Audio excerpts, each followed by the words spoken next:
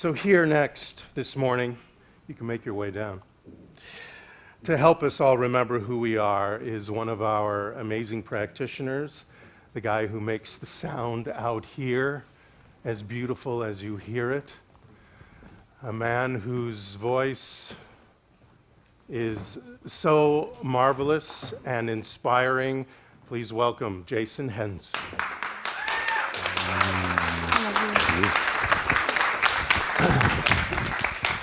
Thank you, Jay. Dean, just a little bit higher there. Thanks, bud.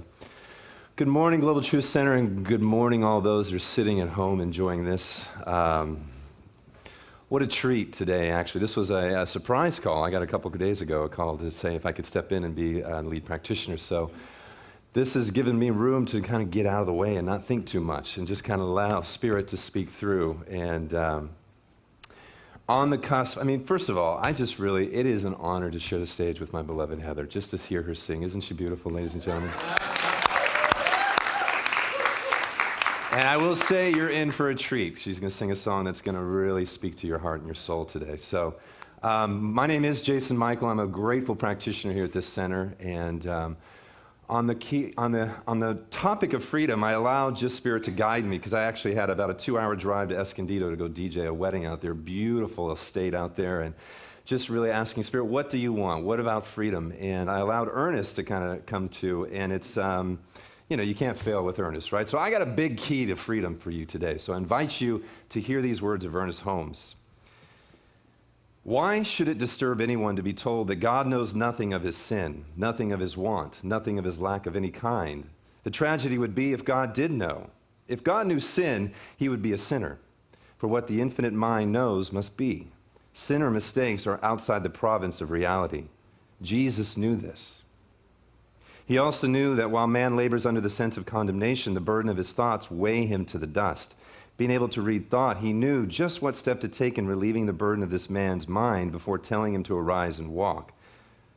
And he's speaking on the man that told him to get up and just take your mat and walk. We shall do well to remember this lesson. How often we condemn when we should forgive. How often censure when we might praise. What untold grief of heart might be relieved by words of cheer and forgiveness. Especially should this lesson be remembered in the training of children. As you know, I'm a father. For they so readily respond to the thought of others, remembering that the Spirit holds no evil toward man, and that God is love. We should emulate this divine lesson and forgive all, that our hearts may be free from the burden of our own condemnation. And it's titled, God Knows No Evil. And so I came from a decade of traditional Christianity, and I was told I was a sinner. And most of us, I don't know how many have experienced that or how many of you at home, but this was a teaching that enslaved me to a place. And there's a lot of condemnation, there's a lot of guilt, and there's a lot of things. So I'm here to say I got a key to freedom for you today, and that there is no condemnation, and that you're free today, and that we can walk out of this prison that we've imprisoned our minds, and we can be free to love. We can be free to forgive others. We can be free to forgive ourselves, because therein lies the freedom when we know there is no condemnation. And that is, I just take that into my own, because we can beat ourselves up. I beat myself up a lot. I do. As a father, I want to be the best dad. I want to be the best beloved to Heather Powers. I want to be the best practitioner, but we fall, we fail, but we just get back up. We get to choose again. And I just wanted to share that key with you. I'm not going to spend a whole lot of time, but I'm going to come into this affirmation for us. You may have it. If you do, bring it out. I'll say it once, and I invite you to repeat this with me. I'll say it first. I am free to use my mind for great things, and I do. 2 times with me. I am free to use my mind for great things, and I do. One more time. I am free to use my mind to do great things, and I do. Now my favorite part is I get to pray. So I invite you to go within, close your eyes if you're comfortable with that, and just let's know the truth together. And this truth is that love is here.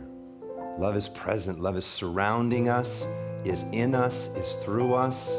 leads us, guides us, frees us. There is deep forgiveness. There is grace that is sufficient for all of us. That is the love of this thing that we call God. It is here. It is me. It is every single being that is sitting here, that is watching, that is walking the streets of North Hollywood and beyond. Love is moving. Love is active.